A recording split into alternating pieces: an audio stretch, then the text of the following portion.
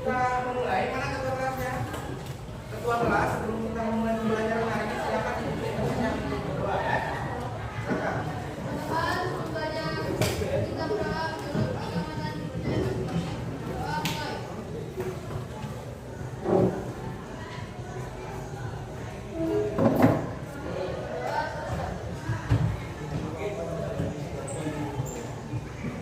Baik, hari ini sebelum kita memulai pembelajaran, saya akan memeriksa daftar hadir yang ada di kelas 8C untuk pertemuan yang kedua pada materi yang bab ketiga, yaitu mengenai peraturan perundang-undangan.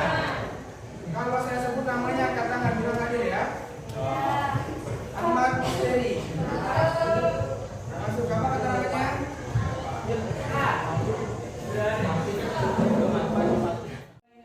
Satu, dua, tiga.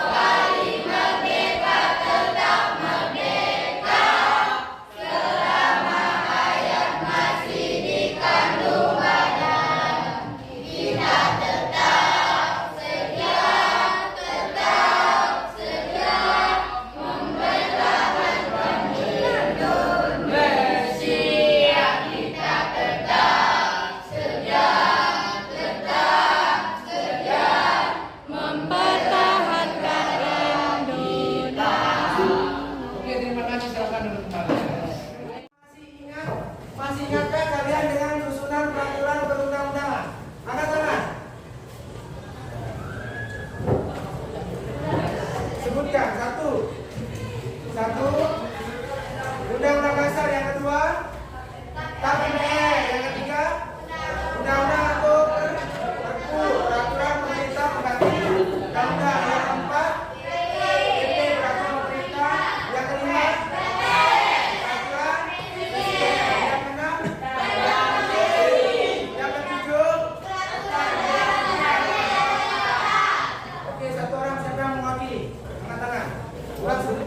yang tadi. Oke, silakan Jan. Yang pertama, Undang-Undang Dasar Negara Republik Indonesia tahun 1945. Yang kedua, KPR, Majelis atau Majelis Permusyawaratan Rakyat. Yang ketiga, buku atau peraturan pemerintah pengganti undang-undang. Yang keempat, peraturan pemerintah atau PP. Yang kelima, peraturan presiden atau Perpres. Yang keenam, peraturan daerah provinsi atau perda provinsi. Yang ketujuh, peraturan daerah kabupaten atau kota. Beri aplaus untuk Angel.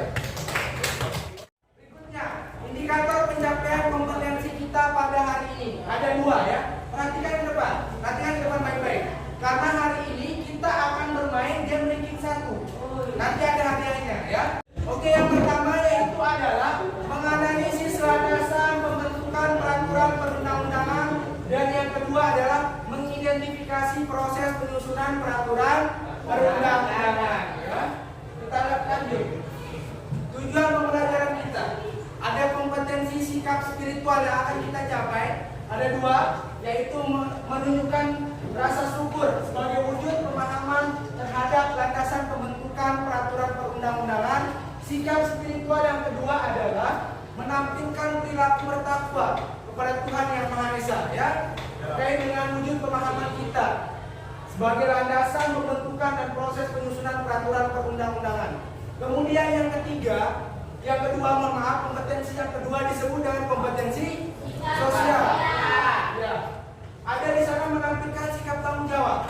Nanti bagaimana kalian bertanggung jawab terhadap landasan dan juga proses penyusunan ini ya di tengah-tengah masyarakat. Kemudian yang kedua adalah dapat menunjukkan sikap peduli terhadap landasan ini. Kemudian kompetensi yang ketiga disebut dengan kompetensi pengetahuan, yaitu siswa dapat menggali landasan pembentukan dan juga proses penyusunan peraturan perundang-undangan. Dan yang terakhir adalah kompetensi keterampilan, yaitu siswa dapat merumuskan hasil menggali tentang landasan pembentukan dan proses peraturan perundang-undangan. Oke, sekarang tanpa basa-basi, tanpa bersuara, lihat ke depan semua. Fokus ke depan. Bentuk kelasnya seperti diteru. Langsung sekarang. Pertama, semua peserta didik menempati posisi duduk bagian pinggir kelas. Semua dikosongkan di tengah ini ya. Dikosongkan semua, kemudian pandangan difokuskan ke guru dan dilakukan dalam 2 menit. Sekarang, dilakukan sekarang. Mulai dari sekarang. Silakan. Mundur yang ini, mundur. Mundur. Semua di pinggir, semua di pinggir.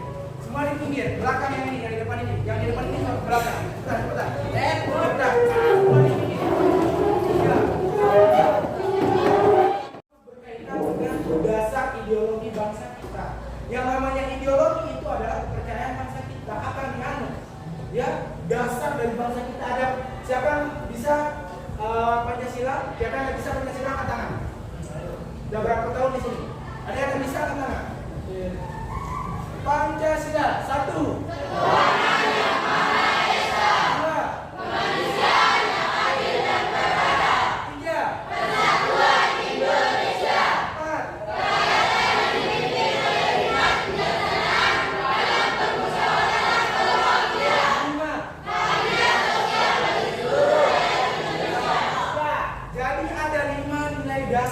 Yang terkandung dalam nilai filosofis ini, landasan filosofis ini, dalam nilai dasar Pancasila. Pertama yaitu disebut dengan nilai ketuhanan. Yang kedua disebut dengan nilai kemanusiaan.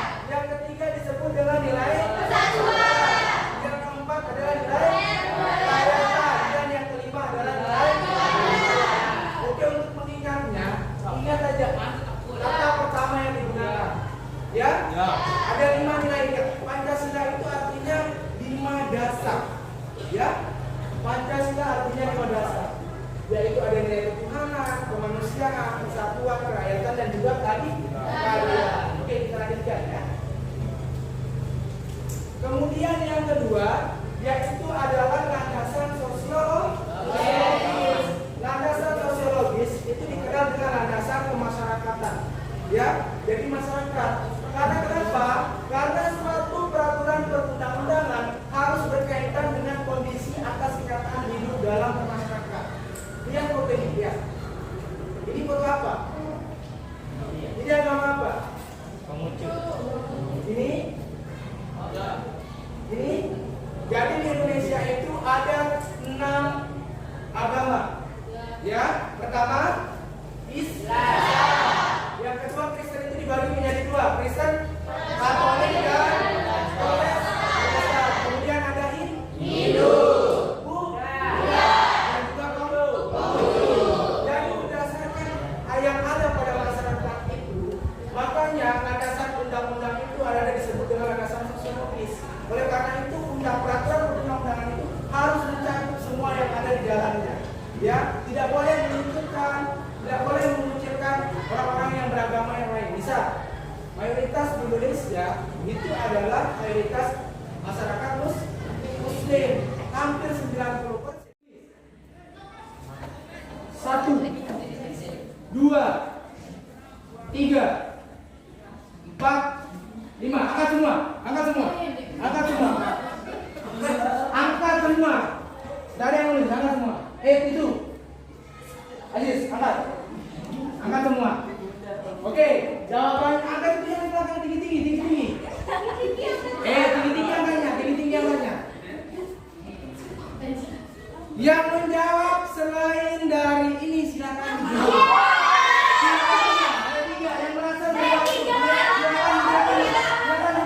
duduk. Yang mana salah silakan duduk.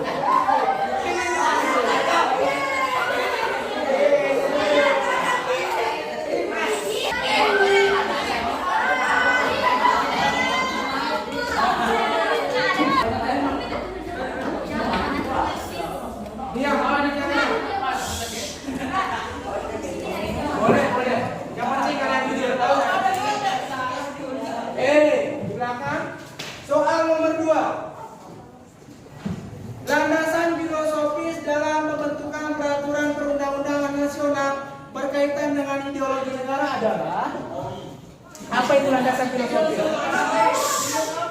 Sudah ada di dalam kurung yang tadi. Silakan. Hitung. 5, 4, 3, 2, 1. Angkat semua, angkat. Mana intinya? Oke, jawaban yang benar adalah angkat ini. Jawaban yang benar adalah oke, Pancasila yang lain dari silakan.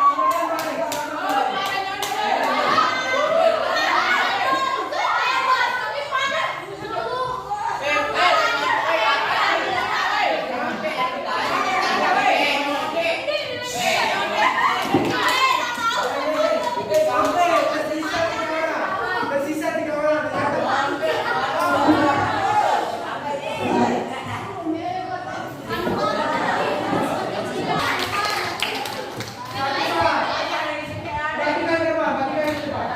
Kita lihat ya, kita akan menampilkan.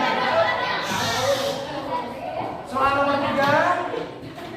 Tada, secara historis Undang-Undang Dasar 1945 disusun oleh atau ditetapkan oleh disusun oleh orang lain tepuk tangan 3 orang ini. Jangan lupa mana pendukungnya Pak Nur. Pendukungnya Maisha. Mana pendukungnya Ikatul. Sekarang mulai soal berikutnya. Soal yang kedua. Siapakah yang memiliki hak dalam membentuk undang-undang? Tulis. 5, 4, 5, 4, 3, 2, 1. Angkat. Jawaban selain yang di papan, silakan duduk. Jawabannya adalah 5, 1. Ya, oke. Perhatikan baik-baik. Kita akan lihat jawabannya.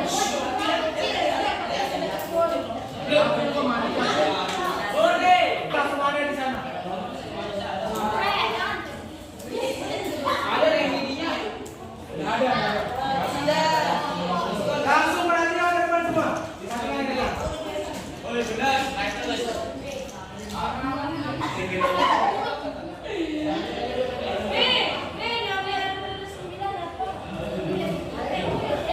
Oh, ada yang belum jawab itu? Jawab dulu. Perbaiki dulu ya. Dia nggak jelas kayak kecoret. Oh, kecoret itu. Coba perhatikan. Nanti lebih.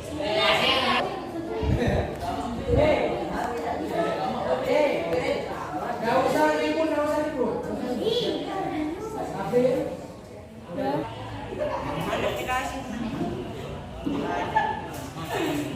Afif dulu. Bukan suara besar, baca.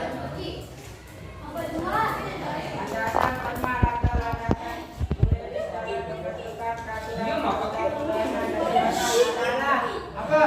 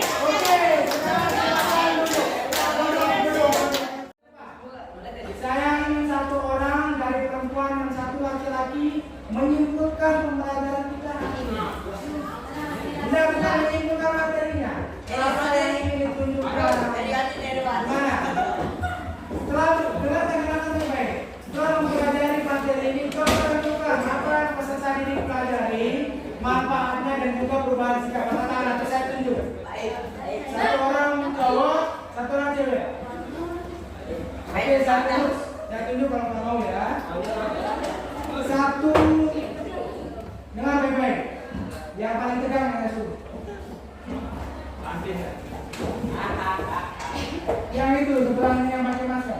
Sebelahnya enggak. Maju. Pegang sekali dia. Sama yang cowok. Yang paling enjoy. Yang paling enjoy Coba mana bukan pegangnya yang cowok, mana bukan pegangnya yang cowok. Bukan ceria. Ah ini.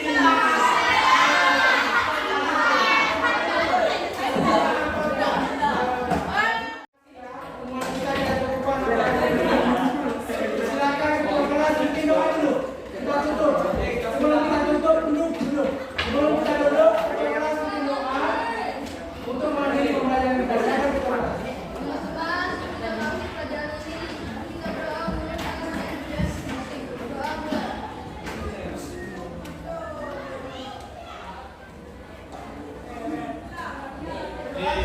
Bentar, ada yang belum berdoa.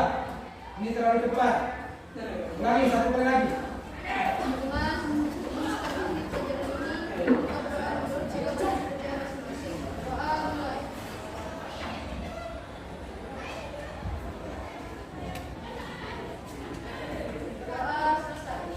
Oke, terima kasih 8C. Beri aplaus untuk semua dulu.